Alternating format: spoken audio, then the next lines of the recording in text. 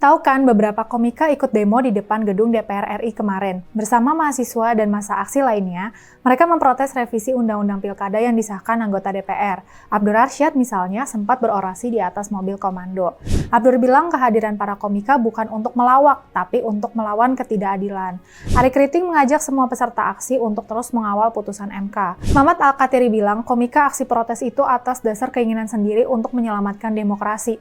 Sebagian warganet mempertanyakan keberadaan Kiki Saputri yang menghilang. Selama ini Kiki kan dikenal sebagai komika yang kritis. Kiki lalu jelasin melalui akun media sosialnya bahwa cara memperjuangkan demokrasi itu beda-beda. Kiki memilih cara dengan langsung menghubungi pihak terkait dan minta masalah itu diselesaikan agar negara tetap damai. Buat yang belum mengikuti beritanya, MK ngeluarin putusan yang mengubah ambang batas pencalonan partai politik di Undang-Undang Pilkada sebesar 20% kursi DPRD atau 25% suara sah pada 20 Agustus lalu.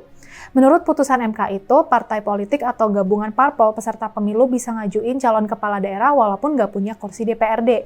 Syaratnya, parpol dan gabungan parpol itu memperoleh suara sah dari 6,5% sampai 10% tergantung pada jumlah pemilih tetap di provinsi itu. Dampak dari putusan MK itu, PDIP berpeluang mengajukan Anies Baswedan jadi calon gubernur Jakarta.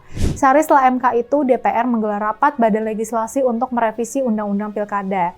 Dalam rapat itu, poin pembahasan yang bikin geger adalah soal batas ambang pencalonan kepala daerah oleh partai politik. Dalam rapat itu, balik DPR justru tetap mempertahankan ambang batas 20% kursi DPRD atau 25% suara sah bagi partai yang punya kursi di DPRD. Dengan kata lain, putusan MK dianulir oleh rapat balik DPR tersebut. Inilah yang menyebabkan sebagian pihak marah dengan kelakuan DPR. Guru besar, tokoh masyarakat dan agama, mahasiswa memprotes hasil rapat balik DPR itu.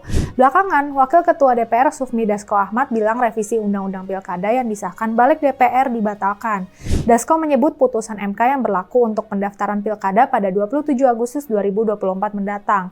KPU sebagai penyelenggara pemilu juga sudah bilang akan mengikuti putusan MK. Semoga ini bisa meredakan protes yang digalang berbagai wilayah ya. Dan yang terpenting, Pilkada kali ini bisa menghadirkan calon-calon yang bersih, pro-toleransi, dan kapabel. Yuk awasi calon kepala daerah di wilayah masing-masing.